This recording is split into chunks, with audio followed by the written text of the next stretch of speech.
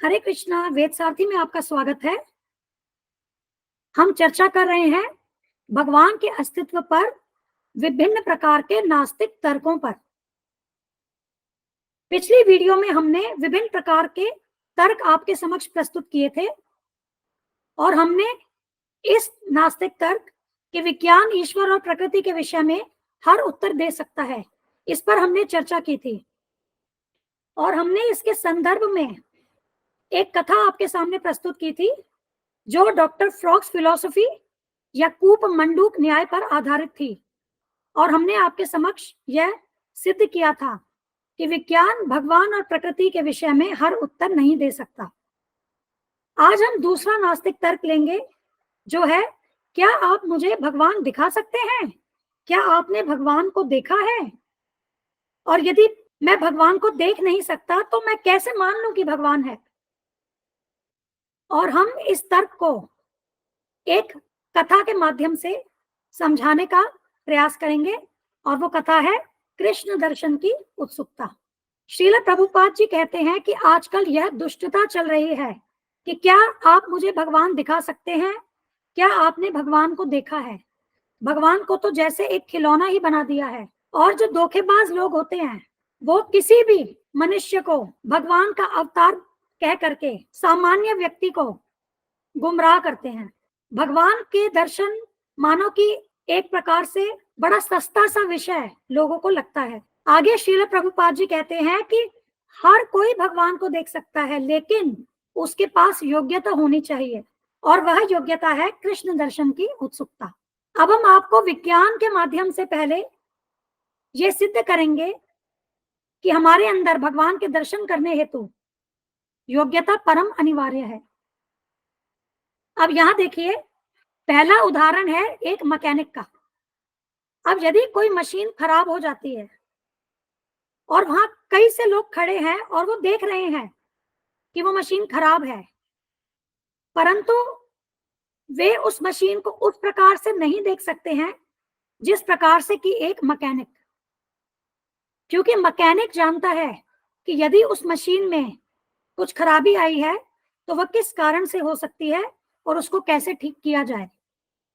तो कहने को तो बाकी लोग भी जो कि मशीन के बारे में कुछ जानकारी नहीं रखते हैं, कहने को तो वो भी मशीन को देख रहे हैं, लेकिन जो मैकेनिक का मशीन को देखना सही रूप में वही देखना है।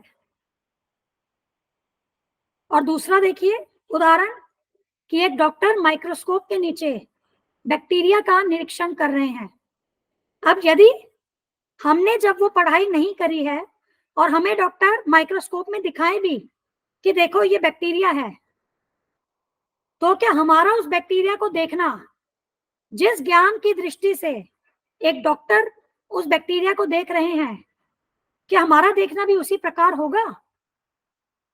नहीं, क्योंकि हमने वो योग्यता हासिल नहीं की है। तो इन उदाहरणों से यह सिद्ध होता है कि यदि हम भगवान के दर्शन करना चाहते हैं तो हमें योग्यता हासिल करनी होगी। अब हम आपके सामने एक बड़ी ही सुंदर कथा प्रस्तुत कर रहे हैं, कृष्ण के दर्शन की उत्सुकता, जो कि यह सिद्ध करेगी कि यदि हमें भगवान के दर्शन करने हैं तो हमें कृष्ण के दर्शन की उत्सुकता होनी चाहिए। तो श्रील प्रभुपाद जी ने हमें ये कथा बताई है जिसमें वो बता रहे हैं कि वास्तव में भगवान को देखने के लिए व्यक्ति में बहुत उत्सुकता होनी चाहिए। इसको हमें कोई छोटी बात या तुच्छ बात नहीं समझनी चाहिए कि क्या आप मुझे भगवान दिखा सकते हैं। ये कोई जादू नहीं है। कई लोगों को लगता है कि भगवान तो जादू ही है। तो इस प्रकार से एक छोटी बात समझ करके हमें इस विषय को नहीं लेना चाहिए। हमें बहुत ही गंभीरता से सोचना चाहिए कि हाँ, मुझे भगवान के बारे में जानकारी दी गई है, क्योंकि आप देखेंगे भगवत गीता में, श्रीमद् भागवतम में और हमारे समस्त वेदों में भगवान के विषय में चर्चा आई है। तो जब हमें वो जानकारी भगवान के विषय में मिलती है तो हमें गंभीरता से सोचना चाहिए कि मुझे भगवान के बारे में जानकारी दी गई है, इसीलिए मुझे भगवान के दर्शन अवश्य करने चाहिए। तो इस संबंध में कहानी एक बहुत ही शिक्षाप्रद कहानी है कि एक बार एक श्रीमद् भागवतम के कथावाचक भागवतम का पाठ कर रहे थे और वे वर्णन कर रहे थे कि किस प्रकार से कृष्ण जंगल में गाय चराने जाते हैं और वे सभी प्रकार के रत्न जड़ित आभूषणों से सुसज्जित होते हैं। और उसी सभा में एक चोर भी था। वो श्री कृष्ण का यह वर्णन सुनकर बहुत ही प्रभावित हुआ और उसने सोचा, क्यों न मैं वृंदावन जाकर इस लड़के को लूट लूं। उसके पास तो बहुत सारे बहुमूल्य रत्न है और वो छोटा बच्चा ही है, मैं आसानी से उसको पकड़ लूंगा और सारे रत्न उससे, सारे आभूषण ले लूंगा और फिर मैं रातों रात करोड़पति बन जाऊंगा। अब इसमें चोर की योग्यता जो है वो उसकी भावना थी कि वो कृष्ण के दर्शन करना चाहते थे और इस बात को लेकर के वो बहुत ही बेचैन थे। और इसी योग्यता के कारण जब वे वृंदावन में गए, उन्हें कृष्ण के वास्तव में दर्शन हो गए। और जिस प्रकार से श्रीमद् भागवतम के कथावाचक ने श्री कृष्ण का वर्णन किया था, श्री कृष्ण उनको उसी रूप में मिले।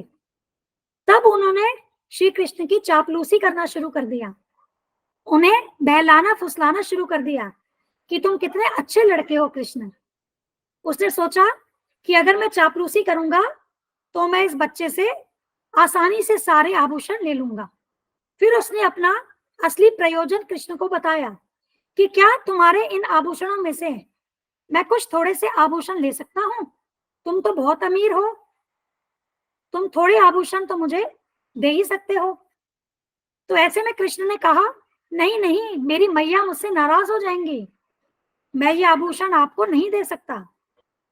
और कृष्ण बिल्कुल एक बच्चे की तरह उस चोर के साथ खेल रहे थे और चोर कृष्ण से रत्न लेने के लिए और भी उत्सुक होता रहा, लेकिन कृष्ण की संगति से वह शुद्ध हो गया।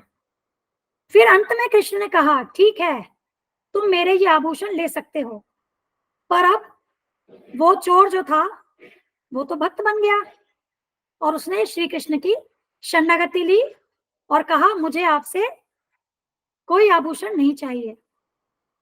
आपने ध्रुव महाराज की कथा तो सुनी ही होगी। जब ध्रुव महाराज को उनकी सौतेली मां ने धिक्कारा तो अपने पिता से भी बड़ा राज्य प्राप्त करने हेतु वे जंगल में तपस्या करने निकल पड़े और वहां श्री नारद मुनि जी ने उन्हें मंत्र दिया।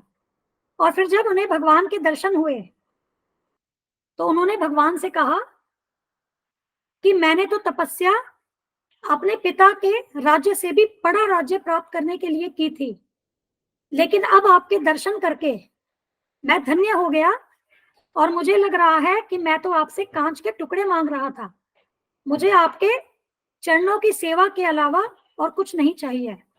तो इसीलिए जब हम श्री कृष्ण के नामों के, श्री कृष्ण के गुणों के, श्री कृष्ण के रूप की, श्री कृष्ण की लीलाओं की, श्री कृष्ण के भक्तों की संगति में आते हैं तो हम शुद्ध हो जाते हैं।